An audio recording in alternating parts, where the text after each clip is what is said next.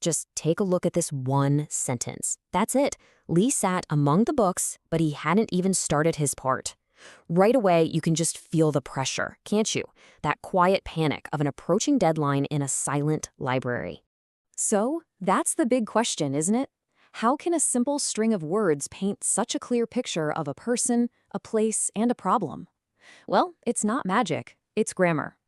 And I know, when you hear the word grammar, you probably think of boring rules from school. But we're not talking about that. We're talking about grammar as a secret weapon for telling amazing stories. I want you to think of grammar less like a rule book and more like a storyteller's toolkit. Every single piece, every verb tense, every little connecting word is a special tool you can use to build a world, create a timeline, and show us exactly what a character is thinking. So today, let's open up that toolkit and see what's inside.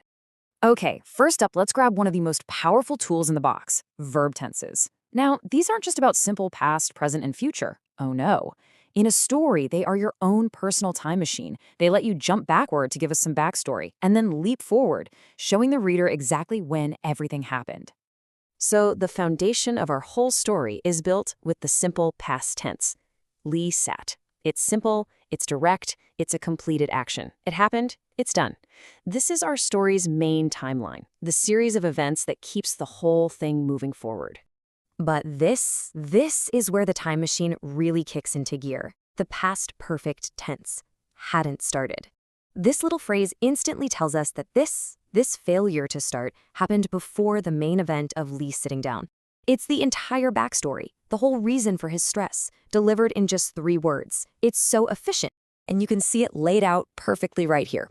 The past perfect gives us the history. The simple past gives us the main plot. But what about that background piece? How do we show what's going on around our main character at the same time? Well, that's where the past continuous tense comes into play. We're working. This tense is all about painting the scene. It tells us what was happening in the background while Lee was having his moment of crisis. It just adds so much depth and makes the world feel alive. You can just picture it, right? Jack and Claire are getting stuff done, which only makes Lee's procrastination feel that much worse. Okay, so we've got our timeline straight. Now we need to connect all these different pieces of the story. And for that, we use conjunctions. You can think of them as the glue of storytelling. They create logic, they create contrast, they make the whole thing flow. And you can basically sort them into 3 main groups. You've got your coordinating conjunctions, which link ideas that are pretty much equal. Then there are the subordinating ones, which show relationships like cause and effect. And finally, you have transition words. Think of these as little signposts that guide the reader when the mood or the time is about to shift. Now just look at the incredible power of a single tiny word, but. It's like it slams a door right in our character's face. It immediately signals a conflict, an obstacle. You have Lee's effort on one side and his failure on the other. The entire tension of the scene just pivots on that one little word. And then a word like suddenly comes along and just changes everything. It's like a jolt of electricity. The pace picks up. The mood shifts from despair to hope. This transition word basically grabs you and says, hey, pay attention. Something big is about to happen. All right, so we've got a timeline and we've got flow. Now it's time to add the really fine details. These are the tools that give our story color, motivation, and some real character depth. This is how we get inside Lee's head and understand what he's all about. Now, this might look a little technical, but it's actually pretty simple. It's all about what the word is doing. Gerunds, those are the ing words, they turn an action into a thing, like a noun. Making a model becomes the subject of the sentence. But infinitives, the to plus a verb form, they often tell us why an action is happening. They're all about purpose and motivation.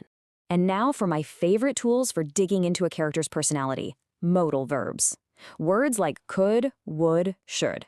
These are the words that literally unlock a character's mind. They show us their hopes, their fears, their wishes. They don't just tell us what is, they tell us what could be. So check this out. When Lee says he wishes he could see a planet, he isn't talking about something he was able to do in the past. No, he's using could here to talk about a hypothetical wish, a deep longing for something that feels out of reach right now. And that right there makes him so much more relatable. It gives his struggle some real emotional weight.